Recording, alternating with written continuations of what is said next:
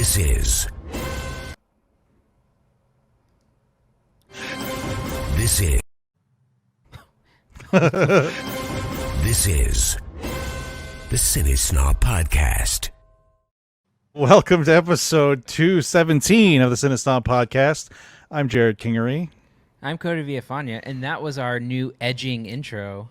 StreamYard, the platform we record this show on, the video platform, changed its layout.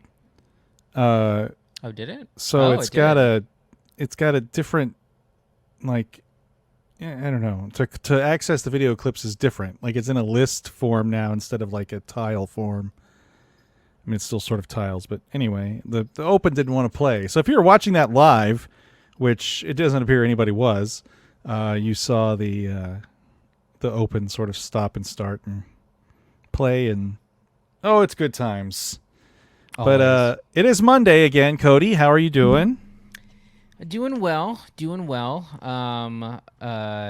It's been an interesting weekend with a lot of lovely discourse regarding the box office and releases, and it's just a never-ending stream of speculation. So I wanted to bring this up. We are back in the throes of the Delta variant here, everywhere, but Austin is in stage 5 of COVID risk-based guidelines.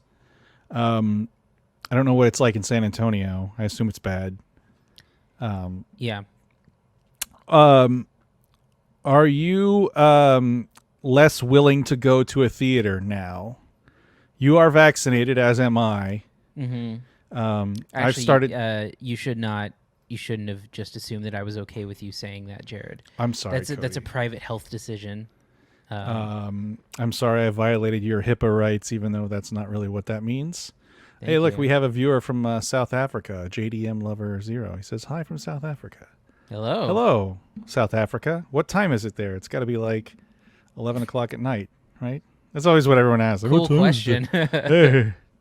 I mean, I could ask about like apartheid or something if you wanted to. Like, so is it still all fucked up there in South Africa? But that probably wouldn't. That's not polite conversation. It's he says it's just after midnight. It's almost 1 a.m. there. So anyway, thanks. Anyway, what was I saying? Oh yeah. So you asked me if I was less likely to go to a theater. Yeah. Yeah, I had a ticket to see Suicide Squad on Thursday. I was going to see it in theaters, and then the idea that like there's the extra layer of risk on top of it being on HBO Max, and it hit HBO Max at like it's like 7 p.m., right? Something like that. 6 p.m. I think actually. Okay. Our Central. So I was like, I won't do it. So I think I am still somewhat. I'm still pretty okay with it right now. But ask me that question in like 2 weeks, I think. Well, you went to a pretty giant concert, and we've got another one this week. You went to Foo Fighters, and we've got an Alanis Morissette concert. Later this week. So I'm not terribly concerned, but I'm more concerned about like the hassle it might present. Yeah, and it's been interesting. This is real inside baseball here with Texas, but I've actually been watching like ticket prices for that Alanis Morissette concert because they've been crazy on StubHub. Oh yeah. And over the last like 5 or 6 days, the prices are just plummeting, and the stock is not going down either. Like more tickets are being added available, and the prices are going down. And I've been seeing that with a lot of Austin concerts and shows on StubHub, is that the ticket prices are starting to plummet, and I think people are starting to disengage. Well, we bought these tickets. The show was supposed to be over a year ago, and it was postponed to this year. So it was supposed to be something like July of 2020. I'm not really sure. It's at the, whatever they call it, Germania Insurance Amphitheater now. It's at the Circuit of the Americas racetrack. I've never actually been there, but it's a huge amphitheater. I don't know how big how much it was sold out before. I am curious if people, because I don't remember them offering a refund process or anything. If it was ever... So usually speaking, when Ticketmaster reschedules or has rescheduled some of the COVID shows, they offer the opportunity for like, you have like maybe 2 to 4 weeks to request a refund, Okay. or else you can just keep your ticket. That's what they did for me, because I have tickets for Rage Against the Machine in New Mexico, and they've moved that twice, and each time that was the option. So what the Foo Fighters show you went to, was that a postponed one or was that a newly scheduled one? That was kind of both. It was a canceled show from 2020 and then rebooked at a new venue. Okay. Yeah. So, but did you have tickets from before? I had tickets for both, but I had to repurchase the tickets. So yeah, so they refunded everyone because it was canceled, and then yeah. Yeah, as far as I emailed the venue today to see what the deal was. I mean, we'll wear our masks. We're both vaccinated. I'm sorry, I shouldn't have outed my wife's vaccine status. I'm sorry. God damn, man. For violating her personal freedoms. Have you I know you have, but how many people have you seen on your Facebook page that are anti-vaxxers? There's a handful. I think it's a little bit thankfully a little bit less prominent that I've seen, especially considering our geographical location. But I still feel like a handful is too many, you know? Yeah. You know, when I spot the one person who is part of a family who has 9 children and is has them homeschooled, I'm like, and they're anti-vax, I'm really just not surprised at all. Yeah. No one's really like, thankfully, most people I know are sensible, but then there's the ones like that you see and you're like, hey, my gut instinct is to argue with it, but then I'm like, I just see all the context clues there. Like, this is not, your mind is made up. Yeah. Like, whatever. Yeah, it's crazy out there. I mean, I had at our co-working space, we have a co-working office for work, which is about as fun as it sounds. Had a a week and a half ago, like Friday afternoon, they sent an email saying someone had been diagnosed with COVID earlier that week. And we were all like, oh, great, thanks, you motherfuckers. So I actually went and got tested, and it was actually a real bitch to get a test. It was not as easy as it used to be. I guess because everyone else thinks they have it. I don't have it, so. Yay. That's three tests. I've taken 3 negative. The last negative test I took before this one, I was sick as shit. And I was like, I guess it was just a regular old cold, which is great. So those are the days. Anyway, The days of the common cold. Yes, we'll see what Alanis Morissette has to say about it on. What if she comes out just like horribly anti-vax? Wouldn't that be a weird surprise? That'd be a plot twist. Yeah. Yeah. Maybe I'll go too. I've been watching those tickets, and if they keep dropping, I might jump in. It's Alanis Morissette and Garbage, and I think it was supposed to be Liz Phair, but I think it's someone else now. Yeah, Liz Phair dropped off that tour. Speaking of things that were huge in the late 90s, South Park was announced this week that it's being the series is extended through 2027, bringing the total number of seasons to 30, and that means 14. Also, in addition to that, 14 original movies for Paramount's Paramount Plus platform. Now, we're both on record as really liking South Park Bigger, Longer, and Uncut, which, of course, is 22 years old now. Mm-hmm.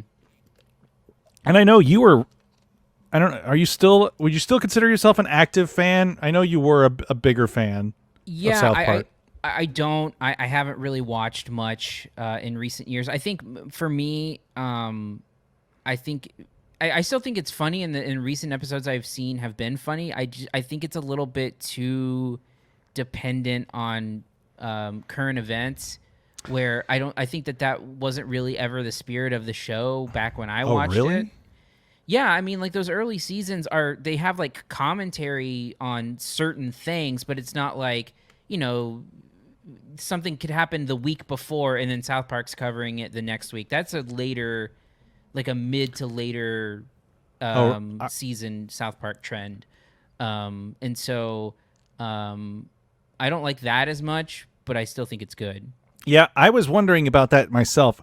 I felt like it would almost be like trying to go back and watch old episodes of The Daily Show where you're just like, what the fuck were we even mad about?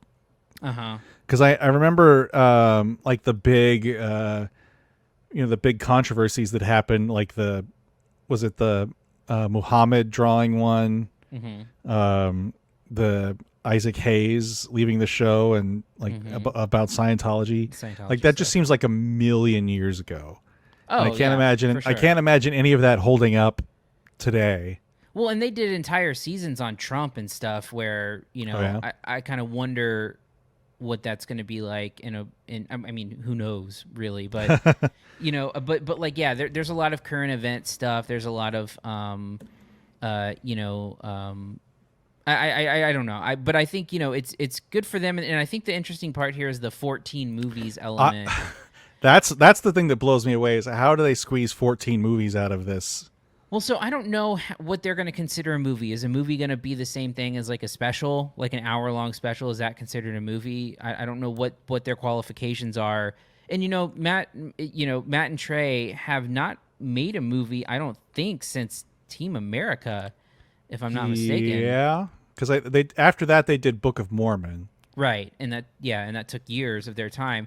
And I generally think their movies are pretty good. I mean, Team America's great. I like Basketball a lot. Orgasmo certainly has its moments, but I would like to see them get back into films as well, especially because Team America was such a kind of ahead of its time kind of thing, I think, and I wish they would get back to that. So it was very ambitious too. Mm-hmm. I think that one they were even shooting stuff up until like a week or two before release date, which of course now you can do easier. But I am curious what a movie means too. Do you remember? And the subject is obviously not as the person behind it, Louis C.K.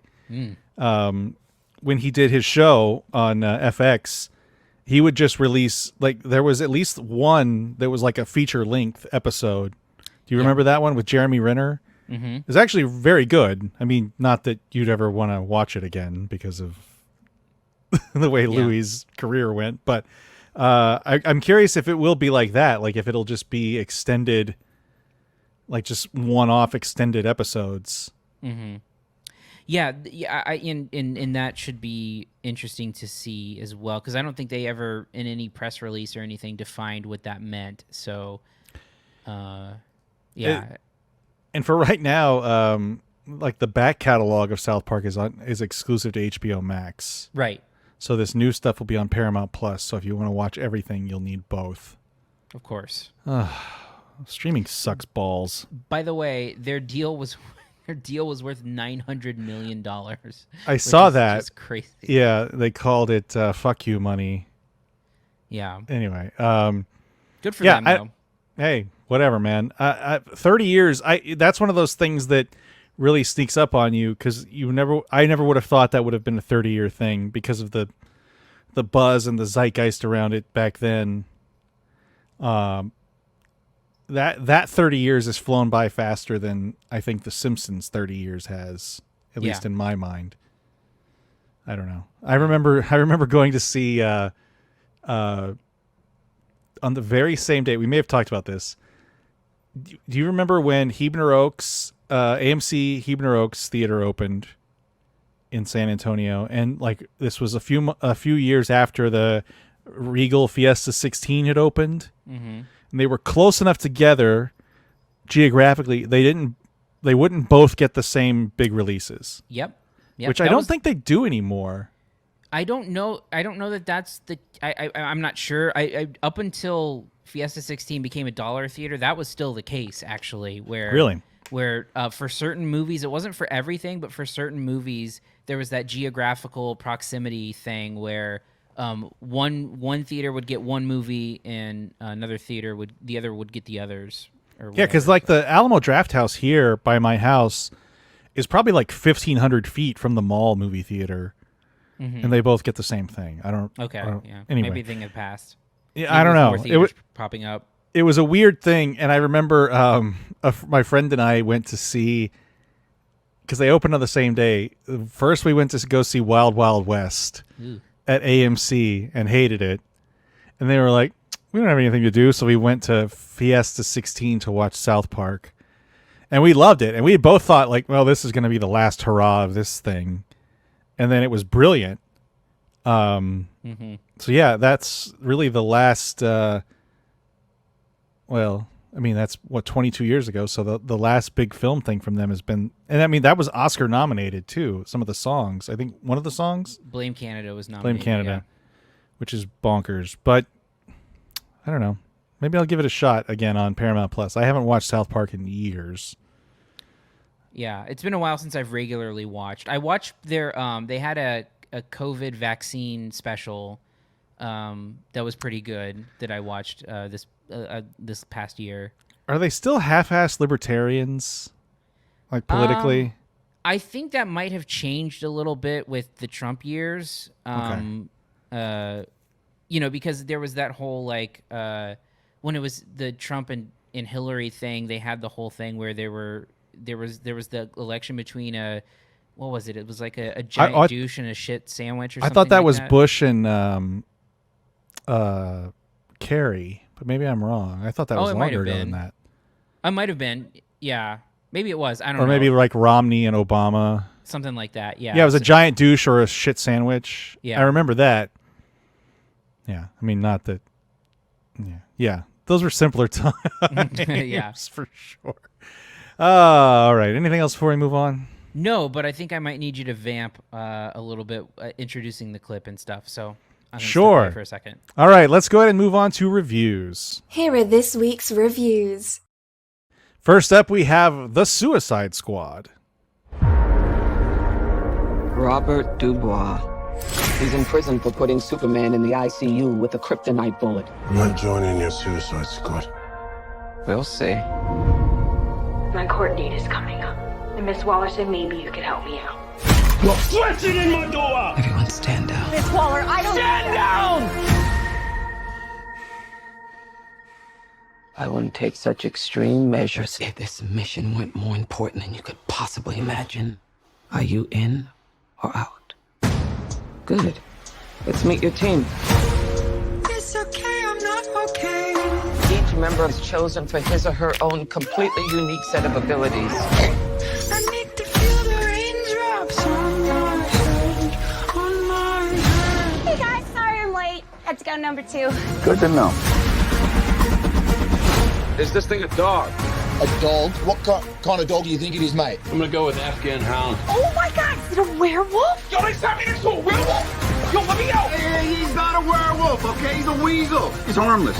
I mean, he's not harmless. He's killed 27 children, but, you know. This is, of course, a sort of sequel, a soft reboot, hard reboot, I don't know what you would call it, to 2016's Suicide Squad, 2016, 2017. The widely reviled film by David Ayer, which also starred, hey, there you are, you're back, yay. Hold on, let me add you in. Oh, there you are. Hi, sorry. So yeah, this is, when was the first Suicide Squad? 2017, 2016? I want to say 2016. Yeah, I think so. So this is I was saying this is somewhat of a reboot / sort of sequel to the film. Yeah. Even though James Gunn, director James Gunn, who of course made both Guardians of the Galaxy movies for Marvel, before being fired and then hired to do the Suicide Squad, then being rehired by Marvel, wrote and directed this one. Cody, tell us about The Suicide Squad and what you thought of it. Yeah, so it's DC has had there's this weird thing going on with DC right now where it is the studio of second chances in many ways. Where we got the Snyder Cut earlier this year, and I think a lot of people may forget the circumstances under which this movie came about, which was that James Gunn got fired from Guardians 3 after some old tweets surfaced and all of the hullabaloo, that surrounded that. James Gunn was offered this job at DC, and then of course Disney backed down and gave him his job back for Guardians 3. Yeah. And so, it's easy to forget that piece of the story, because, Gunn is, of course, back in Marvel. And that was so long. It seems like that was a million years ago, too. Yeah. I mean, in many ways, it kind of was, because it was a real bad faith sort of thing, too. It was that, like, yeah. Well, I'm not going to get into that. But anyway. Yeah. So here we have, I think it's fair to call it a soft reboot. It's got some carryover characters from the previous Suicide Squad, in that, you have Margot Robbie as Harley Quinn, and you have, I think the other major player here is Viola Davis, and Joel Kinnaman, yeah, and Jai Courtney. Mm-hmm, right. But I mean, as far as like the main characters here, I think it's mostly Margot Robbie and Viola Davis as Amanda Waller, and I think that the degree to which you enjoy this movie, I think in many cases will be dependent on your opinion of James Gunn as a writer and director, because I think that it is very much in his wheelhouse, and I think that they allow him to play around, I think, more than they've probably let any director. I think maybe even more so than giving the Zack Snyder kind of treatment to things, where the tone of the movie, it's brutally violent, probably one of the more violent comic book movies you'll see.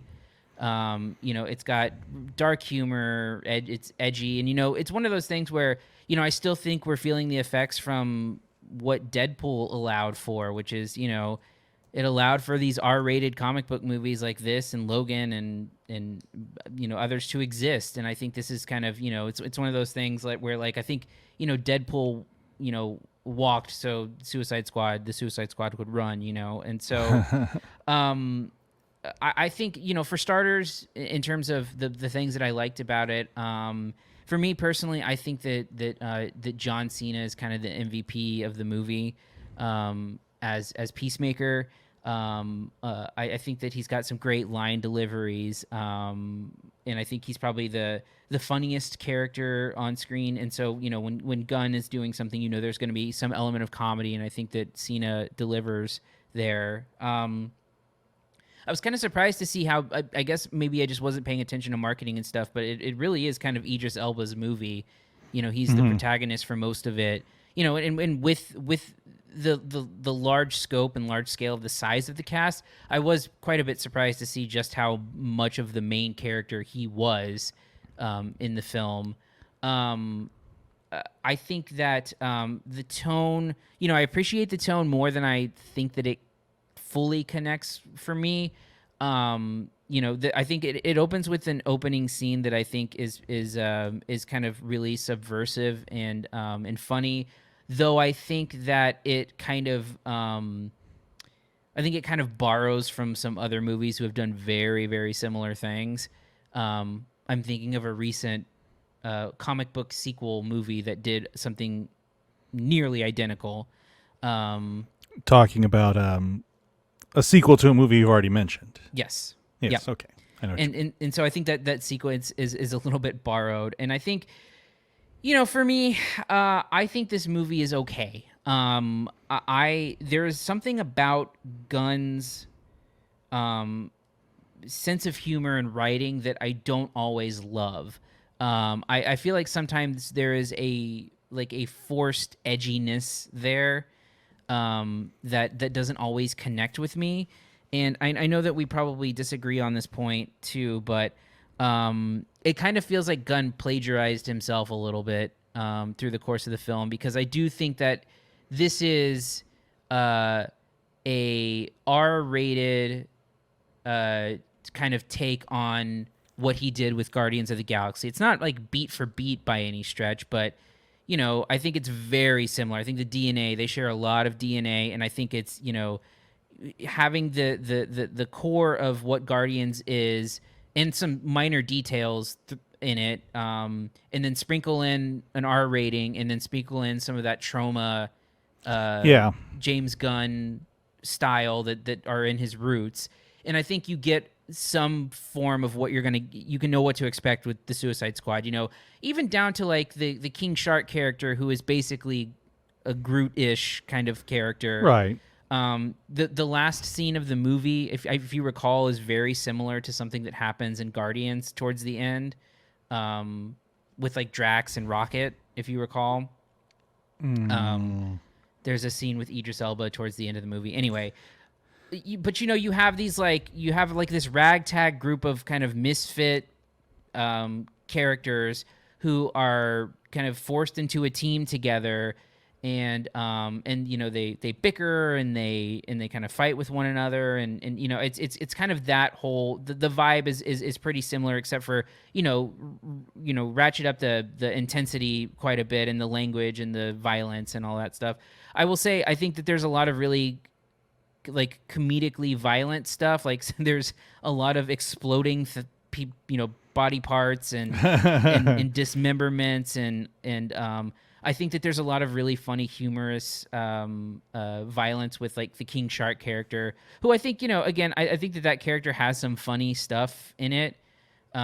There's his reaction to him having a disguise, I think is some of Sylvester Stallone's better voice work in that movie, who doesn't really give much to do, since he's just a big, dumb shark. But again, if you want, it's very Groot-esque in that sense. It's kind of, the sort of bizarreness that you get with Rocket Raccoon. Imagine, it's almost like Gunn took the goodwill he was given by making those kinds of characters work, and then just kind of intensified it. But I think the one thing for me that I'm not understanding in terms of the response that it's getting with a lot of critics and with fans is I see a lot of people talking about, it has a lot of heart to it, and it's like there's a surprising amount of heart or a surprising amount of emotion. I didn't get that at all. I don't see where that's coming from. I can think of all of the plot lines, and I can think of a couple plot lines of some characters who may like show the slightest bit of maybe humanity in some way. Yeah. But also they're all kind of like insane, crazy, like murderers in a lot of ways. And I don't get that. So that part I'm missing, and I don't really agree with that assessment that there's a lot of heart in it. So for me, I think that it's enjoyable to a degree. Like I said, I think your mileage is really going to depend on if you are a James Gunn kind of guy, because for better or worse, it is a James Gunn movie. Yeah,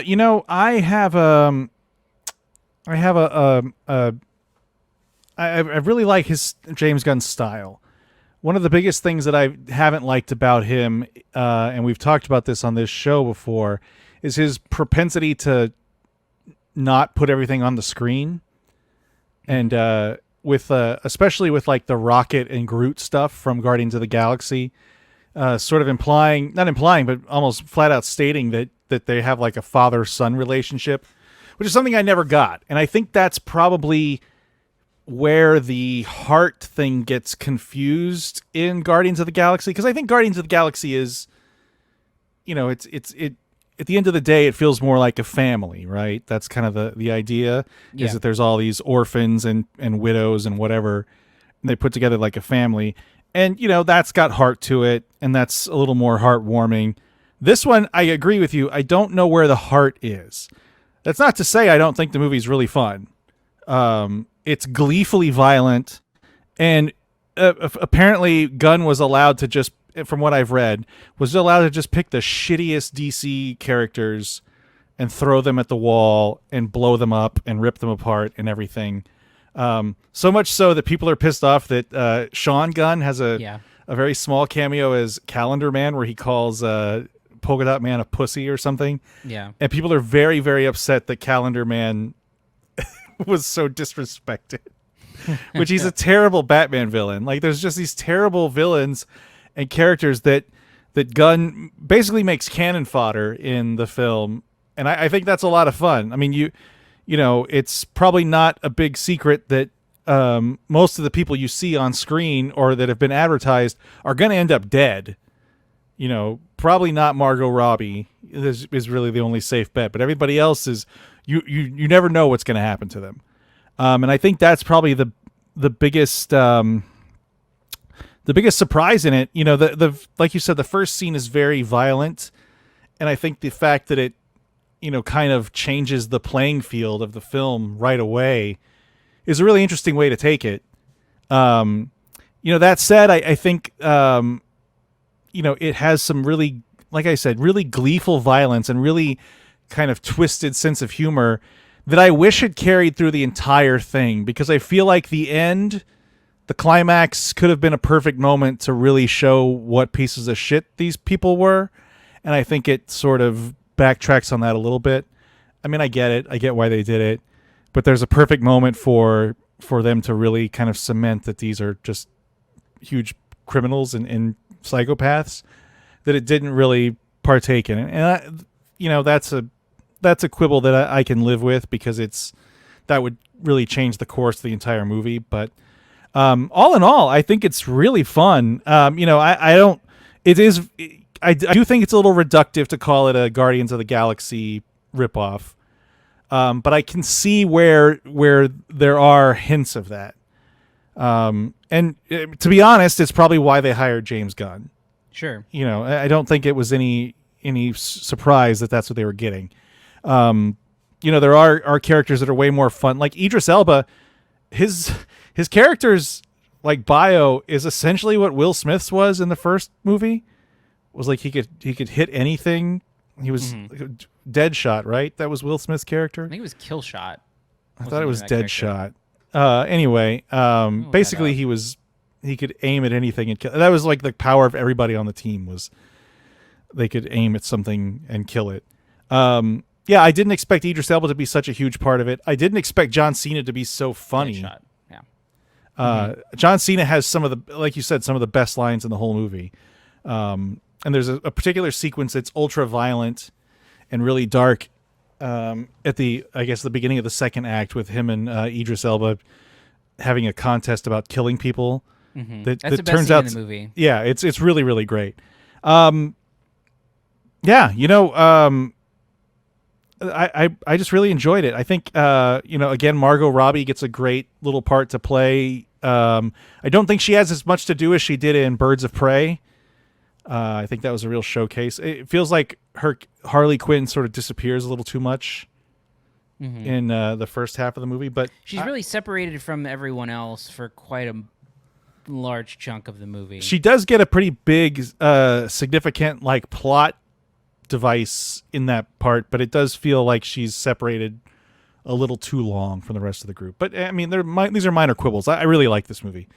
Anyway, what is your grade for the Suicide Squad, Cody? Yeah, again, I mean, I think if you think about the whole idea that Guardians of the Galaxy was supposed to be like, it's, and again referenced inside the movie as a group of a-holes, like this is that again cranked up to like 10 or 11, where you're dealing with like real pieces of shit if characters, and I think if you go along with that, and I think if you want to see James Gunn kind of have everything cranked up, and again, it is kind of amazing that this kind of uber violence and sort of profanity laced, kind of comically violent, kind of crazy thing exists within the DC universe. It is a big swing.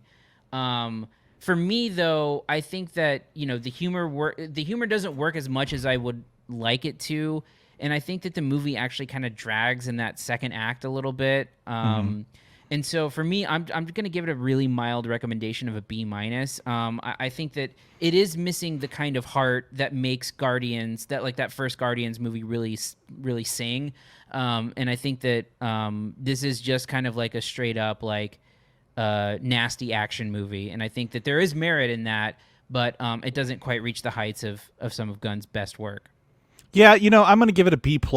I enjoyed it quite a bit, and I feel like that there's a, there's probably a sweeter version of this that exists, and it probably people pull things out like the King Shark character and maybe assign a little more sweetness to that than is really there, just because he's such a big, dumb, cute shark, I guess.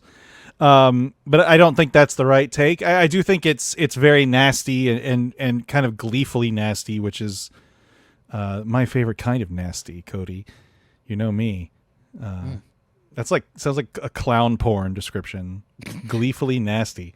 No, sorry. There's a clown right there. So, yeah, B+ for me. This is available on HBO Max and in theaters if you should like to go to a theater right now, but just watch it on HBO Max. I mean, why go to a theater, right? All right, let's move on to our last movie, Val. Hi, my name's Val. I don't do this with every interview I go on. Take you inside my home. I don't, but I'm going to.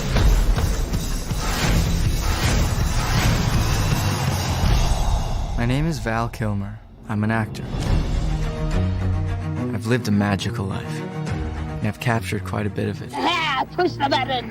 I was the first guy I knew to own a video camera. Here we are, filming ourselves. Is that a video rolling, yeah. Oh, that's really cool, Val. I have thousands of hours of videotapes and film reels that I've shot throughout my life and career. Shut the video camera off. I will keep it on until we're rehearsing. Oh, damn! I was recently diagnosed with throat cancer. I'm still recovering, and it is difficult to talk and to be understood. But I want to tell my story more than ever. I spent decades finding my voice. I was a perfectly normal person. Through characters. I gave you about 4 takes with some different voices. Through movies. So this is an autobiographical documentary on actor Val Kilmer, who, of course, was in some of the biggest movies of the 80s and 90s, Top Gun, Tombstone, Batman Forever. Cody, you saw this a few weeks ago. I just watched it this past week. Were you a Val Kilmer fan? Like, did you recognize? I mean, you're younger than I am by 10 years. Are these movies that you watched? So not so much his like late 80s, early 90s stuff. I think that, definitely watching the Batman, the Batman movie at that age, and then, in later years, like, as you know, Kiss Kiss Bang Bang. Oh, yeah. Is such a great movie, and he is so great in it. And of course, one of your favorites, MacGruber. Yes, in MacGruber. Yeah, he has a great villain role in MacGruber. So, what is his name? Kunth? Yeah, Dieter von Kunth is his name. But yeah, so I wasn't, his probably at the height of his stardom was not really when I was super familiar with Kilmer. So yeah, but yeah, it's been a few weeks, so I'll do the best I can to kind of think about it a little bit. But the first thing I think that's striking about the film is that Kilmer is. So this reminded me a lot of there's a documentary that we didn't cover that's on Discovery Plus called Introducing Selma Blair, and it's a documentary about Selma Blair's sort of going through MS, and it's a really it's very raw. It's showing her at some of her worst moments, and kind of like showing just how bad her MS is, and showing her through trying to get treated through it, and it's like this really like raw, intimate kind of thing. And this is very similar in a way, but almost kind of in a way where it's like, Selma Blair is very much adjusting to being a new person in a way, and Kilmer is doing that too. But also, you're seeing that he's still there, And I think that for that, I think was an interesting thing to see that Kilmer, even though he sounds really bad in terms of just trying to understand what he's saying and the fact that he has to kind of plug a hole in his neck in order to talk. Yeah, I mean, his voice is destroyed, essentially, by the cancer treatment.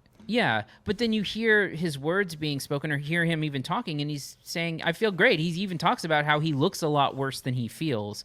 And I think that's an interesting thing, and I think it sets kind of the vibe for everything. And so, a lot of what's written in the film is Kilmer's words, narrated by his son, Jack, who sounds a lot like him, actually.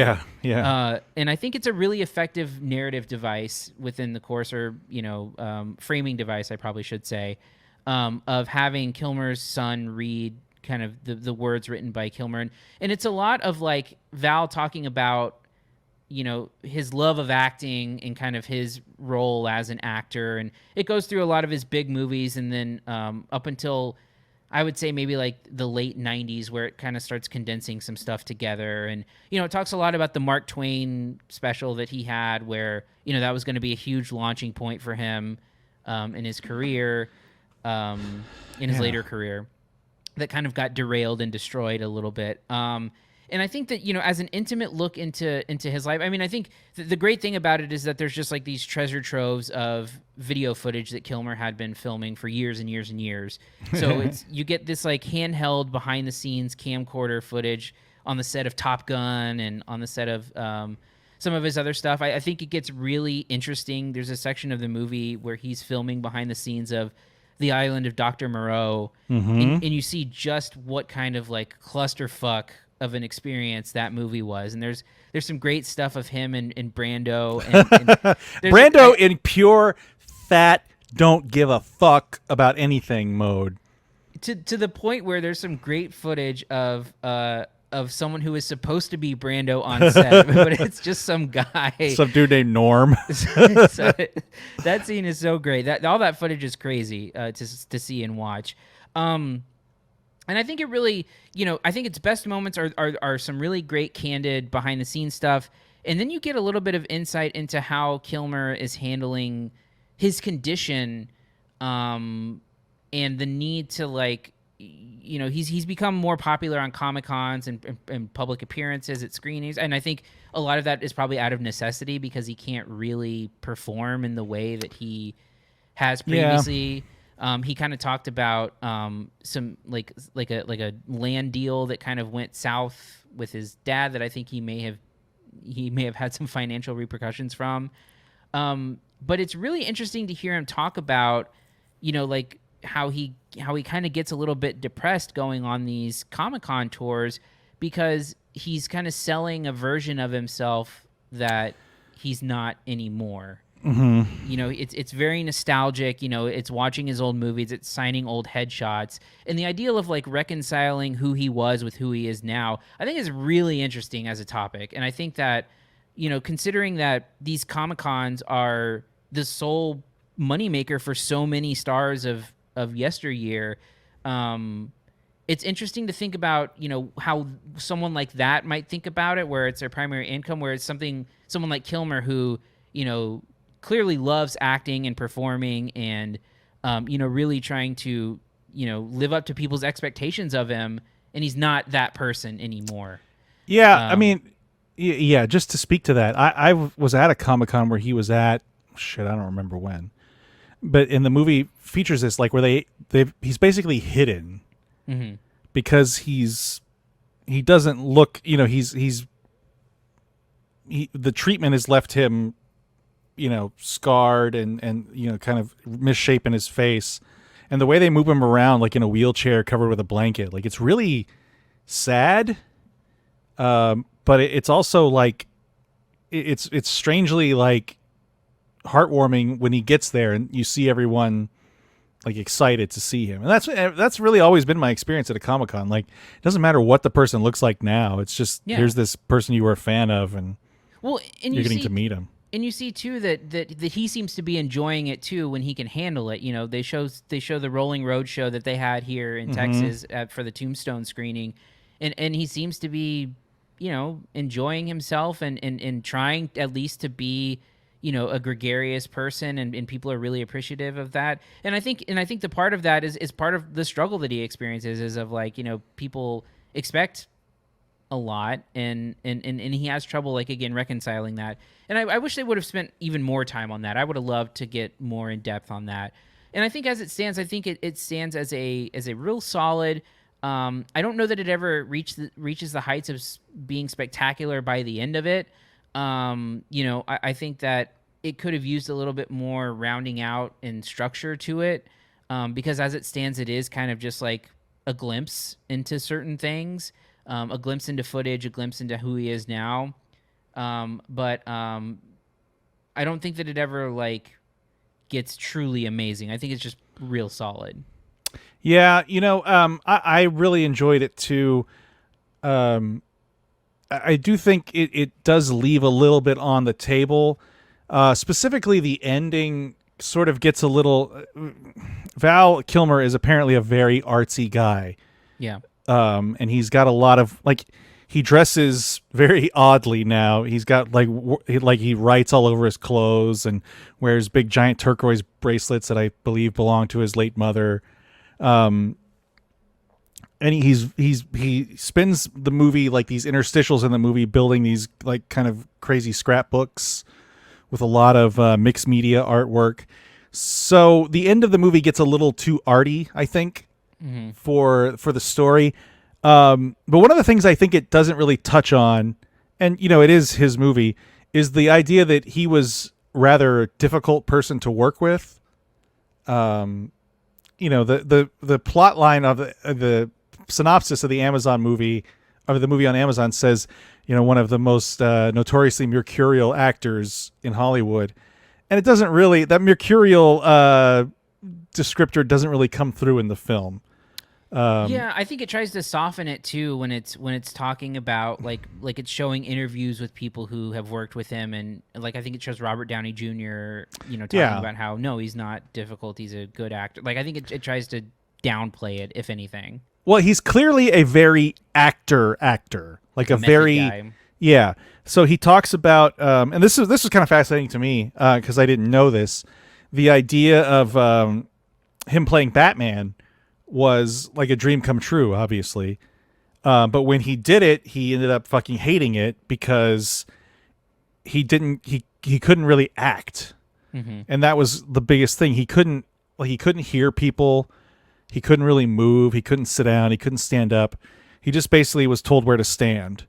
And people like Tommy Lee Jones and Jim Carrey and Batman Forever got to have these kind of full-on performances, whereas he's just sort of standing there reacting. He made a good point, like in the film he calls it soap opera acting. He's like, check out how many times I put my hands on my hips, because that's like the only thing he could do as a motion.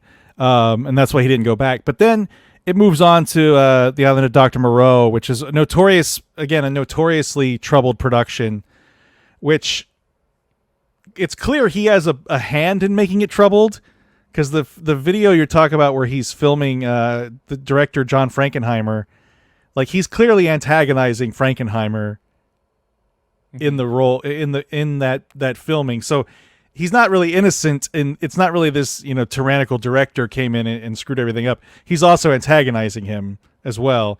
So I think that leaves it makes it a little bit murkier for actually what, I'm not going to say he's a prick or an asshole, but I mean, that's kind of the perception you got at the time, was that Val Kilmer was a little bit difficult to work with.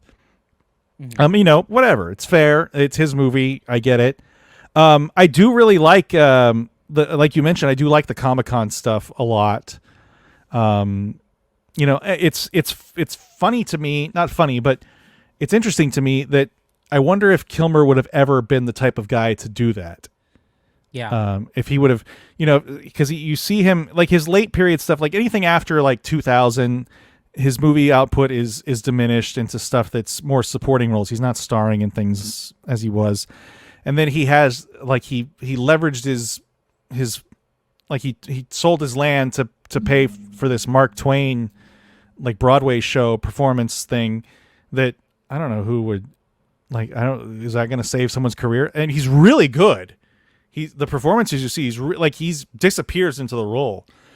Yeah, I mean, he talks in the movie about how he was writing the script and it was going to be a movie, and I believe the tour and the touring he was doing was trying to finance it. Yeah, but I mean, it's a weird career turn from someone who was in Top Gun and played Batman. It's a strange path for it to take.